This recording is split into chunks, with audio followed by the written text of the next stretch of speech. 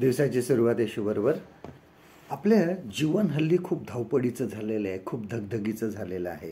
सकाळी उठले का आपल्यासमोर कामाची लिस्ट असते आणि हे करायचं आहे, ते करायचं, आपला जॉब पण करायचा आहे, घरातले कामं करायचे आहेत.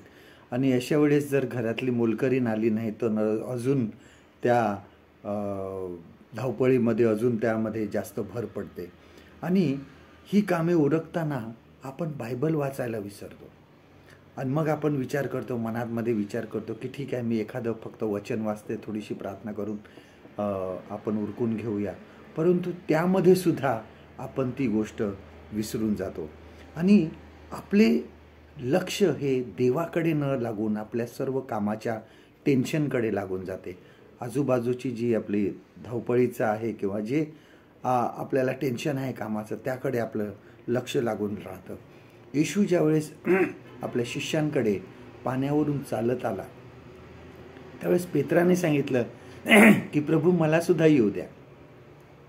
आणि पेत्र पाण्यावरून चालला, परंतु तो मध्ये आल्यानंतर वारा पाहून भ्याला आणि तो बुडू लागला. त्यावेळेस येशूने त्याला हात धरून वर आणले.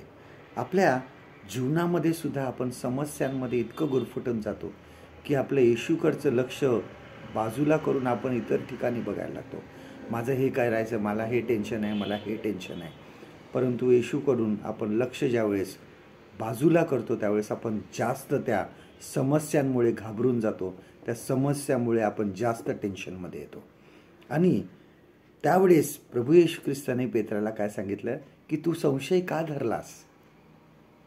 आमच्या जीवनामध्ये सुद्धा वादळामध्ये तो आमच्याबरोबर आहे, आमच्या समस्यांमध्ये तो आमच्या संगतीच आहे. फक्त आम्हाला त्याच्याकडे बघायला पाहिजे. तो आमचा हात, त्याला फक्त हाक मारा, तो आपला हात पुढे करणार आहे. आजचं देवाचं वचन आपल्यासाठी हे आहे, मत्ती कृषीवर्तमान ह्याचा 14वा अध्याय 31वा वचन, gospel of Matthew chapter 14 and वर्स 31. येशूने तक्षणी हात पुढे करून त्याला धरले व म्हटले, अरे अल्पविश्वासी, तू संशय का धरिलास? परमेश्वर करू आजचा दिवस तुमचा आशीर्वादित करू.